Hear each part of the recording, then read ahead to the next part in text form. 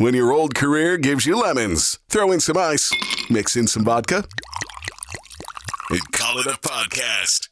From the Mac of All Trades studio in Fairport, and driven by Victor Chrysler Dodge Jeep Ram, it's Billified, the Bill Moran Podcast.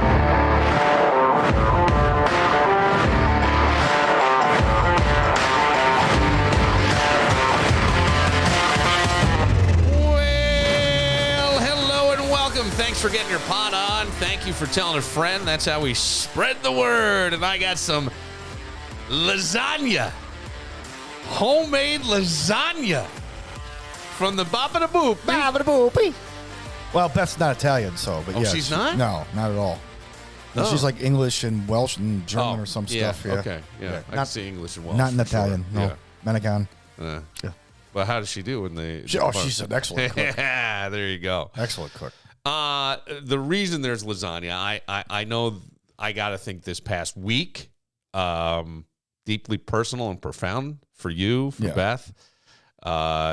You stood a role that most of us never imagined being in, I would think, until we're in it, right? You really almost can't imagine it till you're in there.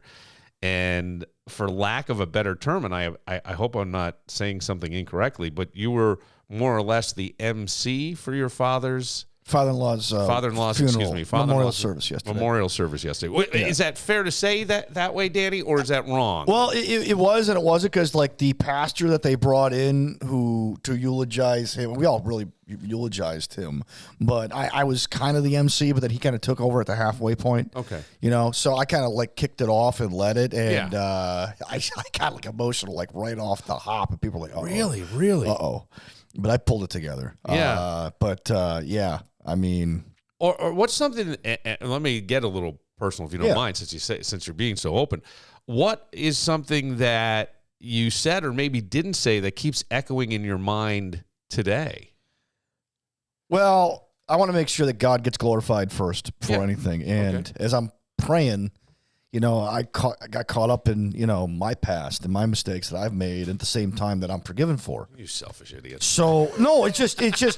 I was just praying. Danny, gotta add a little levity. Out of praying from gratitude, and yes. And then after that, I got through that. I started making a couple of jokes, and we did all right. So it kind of went through there. And I eulogized my father-in-law, as did my wife and her brother and his grandson. And then afterwards, the pastor came up and did the same thing. So it went well. But I got more emotional than I did for my father. My father, we knew he was. We had 3 years to get ready. Yeah. I played this whole thing. I got to keep it cool for everybody else. Sometimes that day with my sister, it was a little bit more emotional because she's a peer. Yeah. Like you expect to bury your parents. Unfortunately, it's just how life goes. If life goes the way it's supposed to, you will bury your parents. Your parents won't bury you, and you won't bury a sibling. But things happen, And but with this, it was weird because it got more personal with me for some reason, And it was a packed church. And it's funny because my buddy Joe called like right before. I go, hey, I'm about to go do a wake. Or I'm sorry, I'm about to do a memorial service. He goes, I thought that was weeks ago. I go, well, it was. He goes, all right, give Beth my love again. I go, yeah, sure.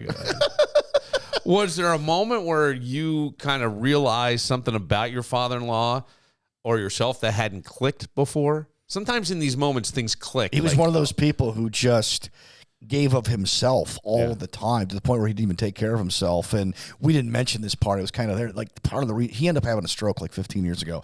Part of the reason he had the stroke was because he never took care of himself because he was too busy taking care of everybody else.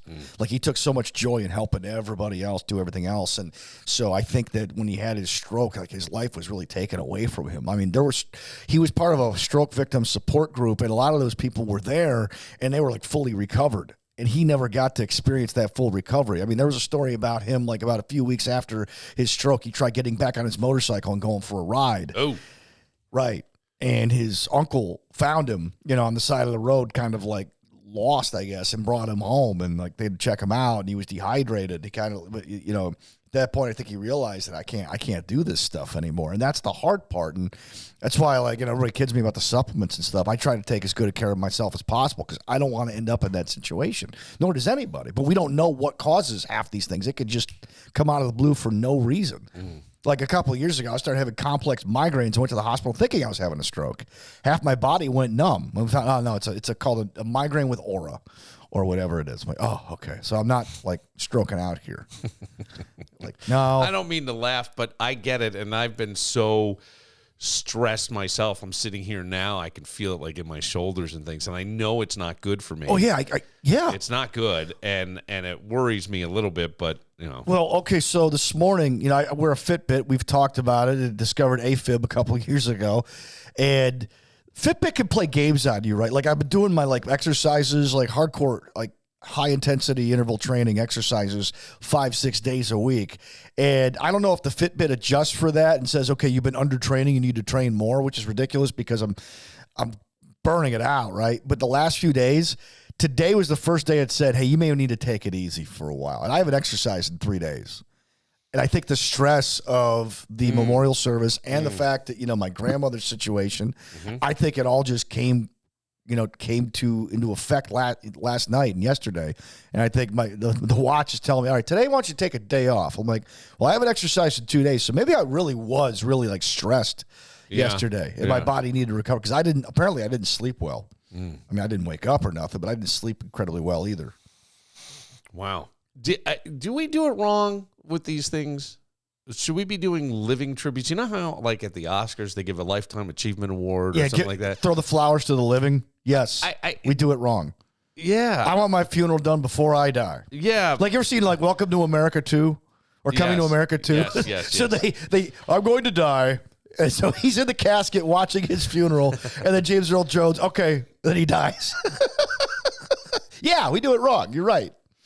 Yeah, I just, you know, like, I think it would be awkward and uncomfortable, and if it's someone who's dying, you know, but I guess you could call it like somebody's birthday party in their later years. Yes. Right? The 80-something birthday party and celebrate.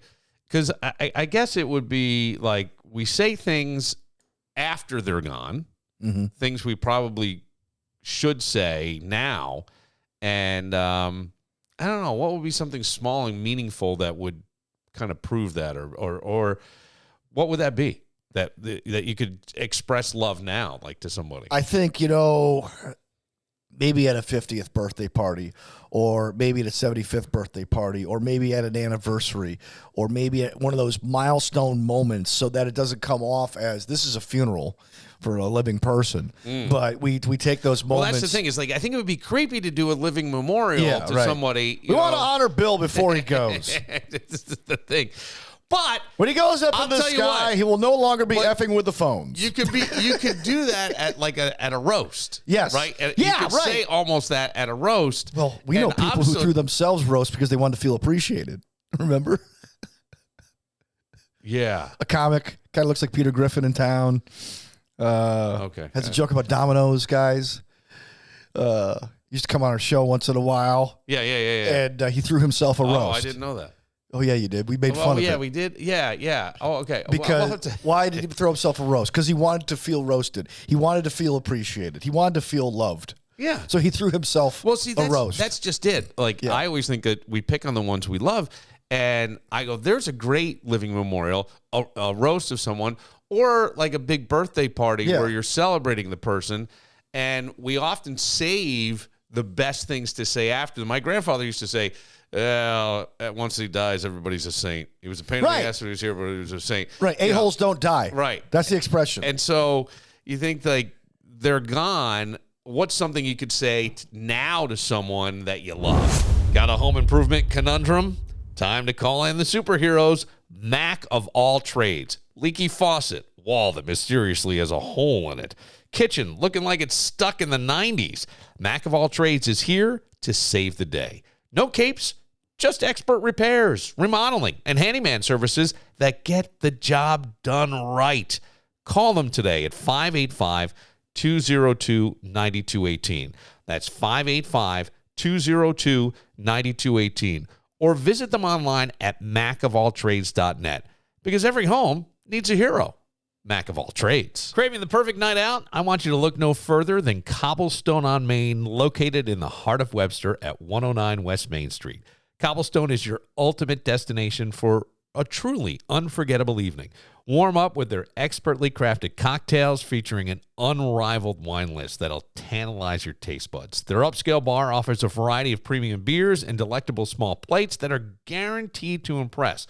So, whether you're planning an intimate dinner or a fun night out with friends and family, Cobblestone on Main delivers an experience that'll keep you coming back for more. Sophisticated, delicious, memorable. Cobblestone on Main, where every moment is a celebration. What's the worst thing you did while drunk? Do you ever do anything like really bad while drunk? Did you really? Wait, you did? No, just in general. I mean, just. I just become kind of dumb and I get too close to people's personal start space. Hugging people. I start saying dumb You're stuff. a lady. You're a lady. You're a beautiful lady. I want to kiss you. I gotta start going Joe Namath on everybody. It's been years. It's been a long time, but yeah. The problem now, I think, with some people is as they get older. The worst is when you're drunk and on medication. I was just going there. Okay. How did you know? Yeah, because like. Did you hear that? Was it the get older club? No. Because I know you're working so hard to not be on medication. Yeah, I remember like it was back when we were in radio. That's how long ago it was. I was on. And my psychiatrist said, you cannot drink alcohol on this. Well, no problem. I don't really drink much anyway. Right. It was a drug called Cymbalta. And at a Christmas party, I would, start drinking on the Cymbalta. And all of a sudden, not that I acted up, but I was starting to like say things and do things that I normally wouldn't do. Like, are you all right?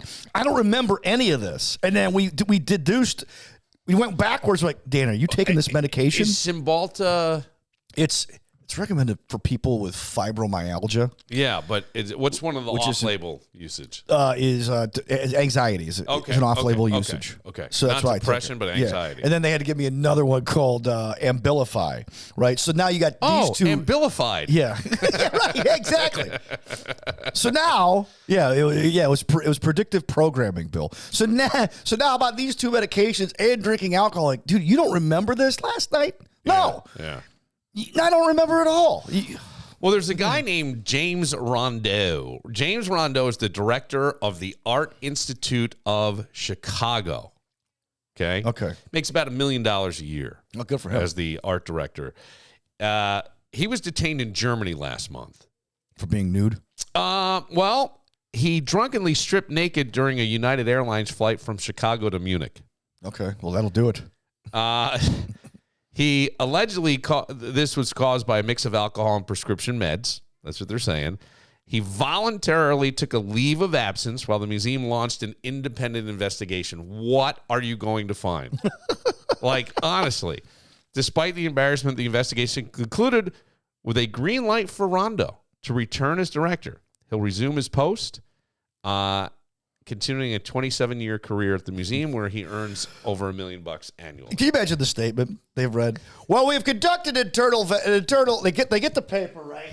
They get this. The PR lady gets the sheet, and they're reading off the sheet, which is always like a dead giveaway that the lawyer crafted this. Dead giveaway. Yeah, dead giveaway. This company has conducted an internal investigation, and we have found that while some disciplinary measures have been taken, wholesale changes do not need to be made. Yes. And our friend, the director of the museum, will return to work as scheduled upon completing his therapy. He was just simply creating new art.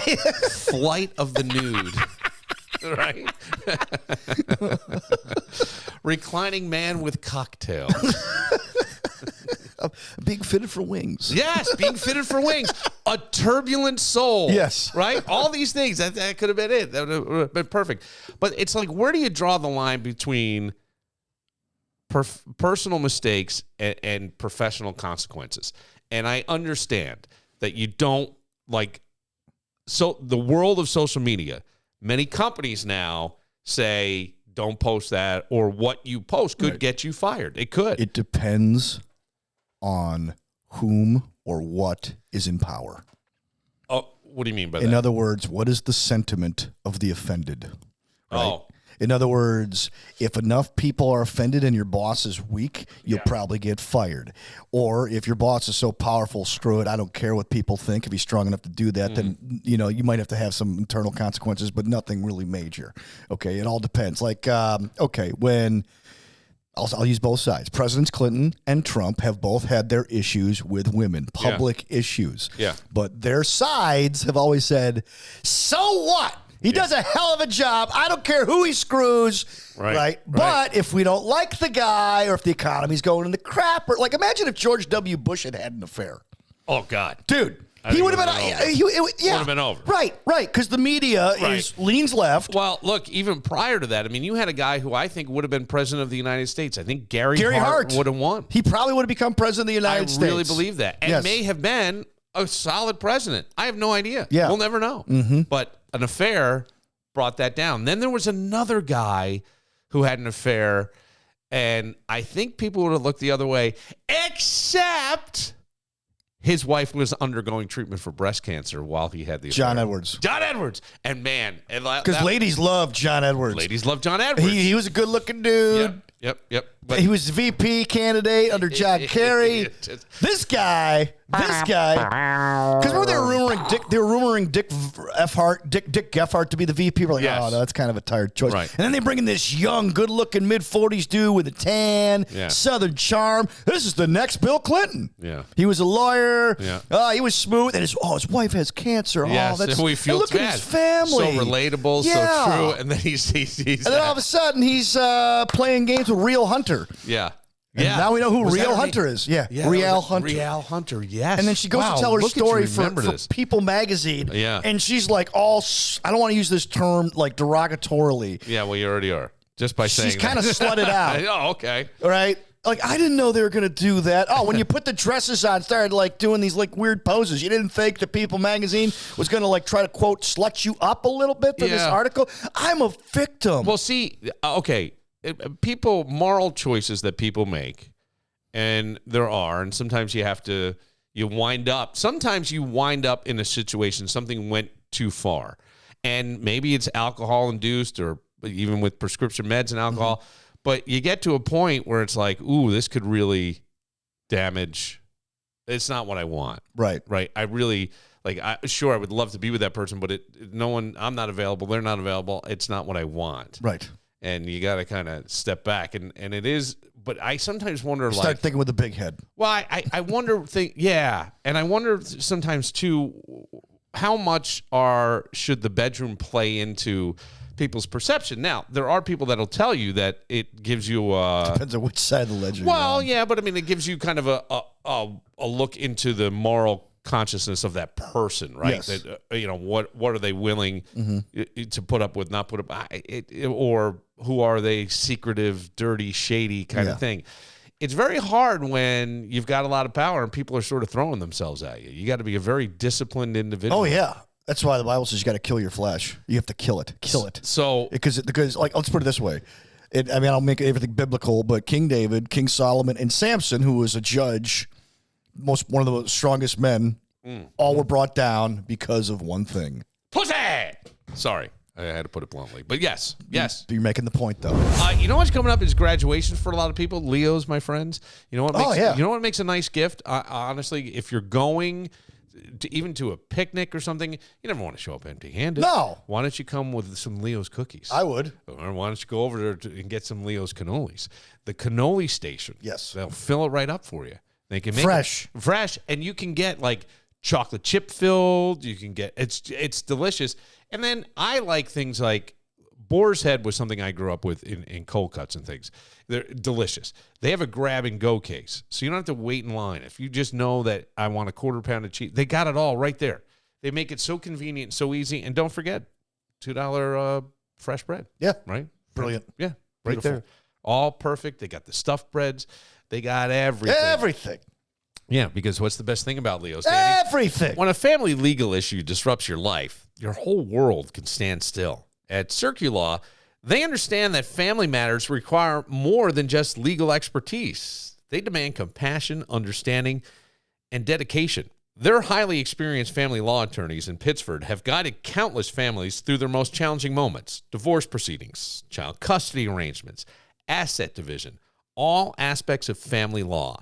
Think of navigating family legal matters like walking a tightrope. You need steady, experienced guidance to reach the other side. And that's exactly what you're going to find at CircuLaw. Their compassionate attorneys work tirelessly each day for one purpose: the betterment of you and your family. You don't have to face these emotional challenges alone. Take a breath and then take the first step toward resolution. Contact CircuLaw today to discover how they can help your family get back to what matters most. Call them at 585-385-2510 or reach out confidentially through their website at circulaw.com. CircuLaw, helping families get back to what matters most.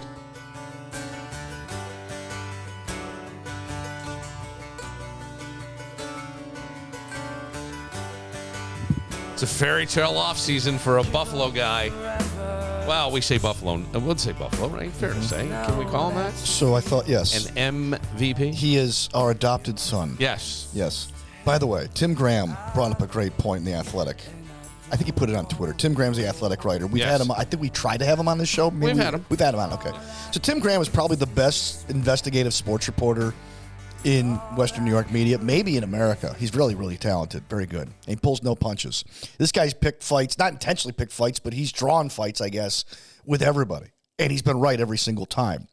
And he put up a point, and it made me think of what you had to say last week about, it's my wedding week, honey, but I got to go to work. Yes. What did I? Yeah, you said, like, yeah, it's the most stressful time. You know what? I got work to do, honey. You take care of the wedding. You do what you want to do with your friends, babe. I'll pay the price, whatever you want. You want to go to the spa? Take care of everybody. Yeah. I just signed a big contract, baby. That's it. Baby right. girl, Exactly. I got to go to work. You got it. If you want this money to keep rolling I got to be an NFL quarterback. You got it. Now, so he wrote how 3 years ago he blew off the first OTAs and nobody cared. He went to go play golf with Aaron Rodgers and Tom Brady and Patrick Mahomes. Right. He had a rookie offensive coordinator that year. Yep. And I'm like, oh my gosh, I didn't even think of that. And so he's more matured now. But I immediately went to your line of thinking, it's my wedding week. I got to avoid my wife at all costs. That could be. I mean, yeah. It's not even avoid your wife, right? It sounds horrible. He's grown up. I think it's. To me, and that's so funny that you say that. Yeah. He went and played golf. But that was the match or something, right? Yeah, something like that. Yeah, it was the match. It was on TV. Yeah. It was a big deal. It actually, I think, in terms of PR, I think every coach would go, "Oh, you got to go do that, right?" It helps the league. Josh Allen doesn't have to worry about practice. We're talking about practice. Yeah, but I don't know. Look, he's fresh off signing a $330 million contract. Plus a tip She's jar. an Oscar nominee at one point in her career. And she's a singer too, right? And a singer. Yeah. And he does credit Haley for not only supporting him off the field, but playing a key role in his MVP season. Yeah. Massage your calves, I have to. with evaporated milk. I saw the article. I saw the pictures. It looks like everything's so intrusive. It was in California. I think it was very private. And you didn't see any pictures from the ground. It was all like aerial shots. Oh, sure. You know I'm what sure I mean? the drones were out. Drones. I'm sure it was like a Star Wars movie up in the sky. But I love reading the comments to the articles, and I'll just share two comments, maybe three with you. A comment from Margie McSee. That's her name on the commenting thing. Margie. How old do you think she is? Her name's Margie. Her name's Margie. My mother's name is Margie. Oh, so she's at least a friend 55. of mine's mom. So I'm going to say 70-something. Okay, I'm going to say 55 is the floor. Okay. So I have no idea. All right. But I don't know how to find that out. But here's what she said. Let's hear the comment. Let's judge. So good to see normal heterosexual people get married. We're right.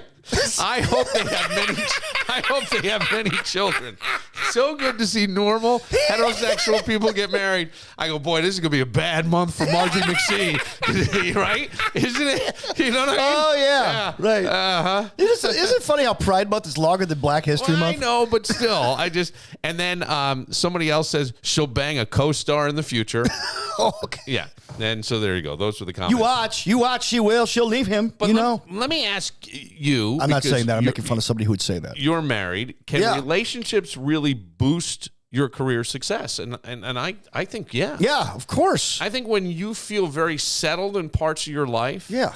And things are going well or whatever, or that end is there and you've got that person you know you can rely on, you can kind of focus. Yeah, you have somebody to balance you. Yeah. People live longer when they're with somebody than without somebody. Like we start knowing, I know that like you were married and, maybe someday again you may be, who knows? But I mean, like, I think we know some people who, as they get older and more single, they start to get a little weird. Yeah. They start to get a little out there. They don't have somebody there to check them. Right. Like between marriages for me or relationships, I was kind of out there too. Yeah. But I have my wife now who keeps me balanced, like, okay, no, honey, no.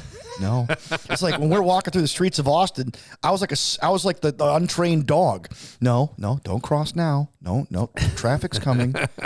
Traffic, no. Okay, now we cross. Seeing eye dog. Now we cross. But it is interesting, right? You feel like you're a little more settled, and if it's somebody who does support your career, you can talk about your career, you can bounce things off of. I mean, the saying of behind every great man, there's a great woman seems sort of diminishing to women who could probably do the man's job. But when you look even back through history, there were strong women in some of our historical leaders. Oh, yeah. I mean, Woodrow Wilson's wife basically was president. Yeah. When he was there. And I'm not saying he was a good president or a bad president, but I don't know. He was running the free world while World War I was going on. I think it was kind of important. Right. It was. Yeah. It was. So, Josh. And that's just one example. OTA's still going on right now? They are. Yeah. They think there's like several weeks of it. Yeah. So, and then they wrap up, I think. Then there's mandatory minicamp, and then they go away for like a few weeks or about a month, and then they come back to training camp, and then it is all business. Well, so I see reports on OTAs, and I don't think you can take 7-on-7 with no sacking the quarterback or anything. It's kind of, I mean, it's like glorified flag football. Yes, it is. That's exactly what it is. Right? I mean, but these guys compete, though. No, I'm not saying they're going hard, but yeah, you're right. They don't want you getting hurt. No, of course not. And as I was thinking about that, I'm reading about Shedeur Sanders, and he had a great 7-on-7. I may be the only one person in America right now that actually has. I feel bad for Shedeur Sanders.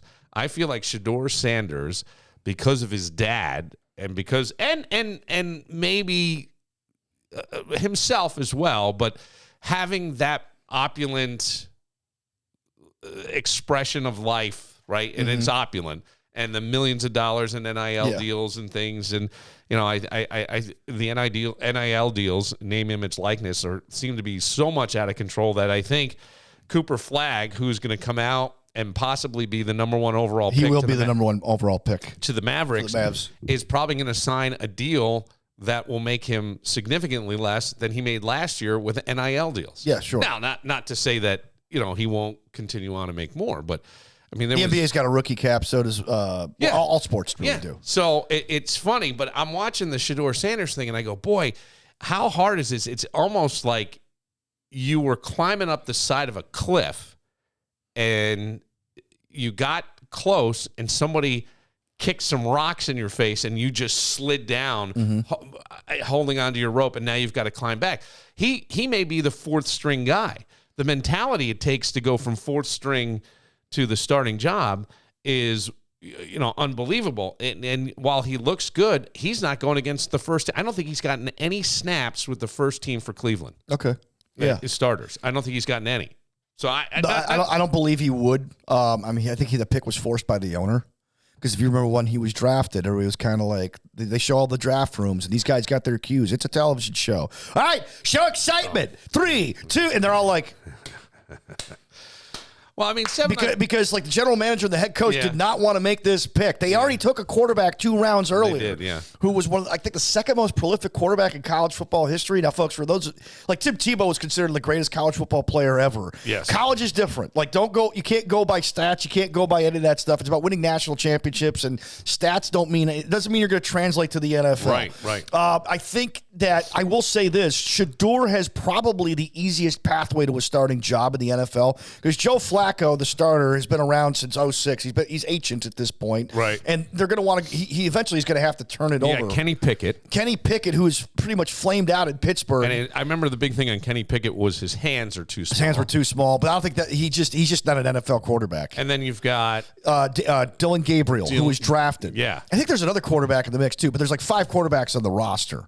Oh, well, the other one would be Deshaun Watson, who they expect to be out. Yeah, we forgot about Deshaun Watson. Deshaun Watson, who we think is done. He's done. But he just, I think his just got engaged, and she has a $2 million rock in her hand. Oh, good. How do you walk? You got $232 million guaranteed. That's fucking wild. You know, for all those handy dandies.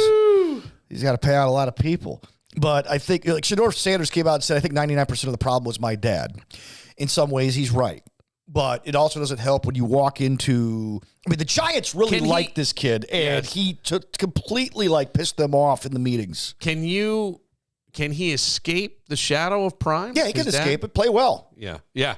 That's it. Right. Yeah. You play well, it don't matter who your father is.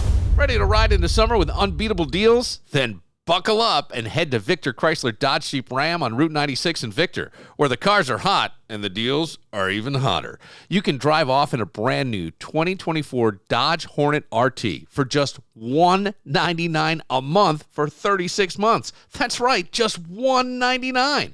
First payment, DMV taxes and fees due at signing, just $2,500 cash or trade down, 7,500 miles per year, and hey, bring that lease loyalty. See dealer for full details. Or maybe you've got a lot of road trips in your future. Then check out the all-new 2025 Jeep Compass Limited 4x4.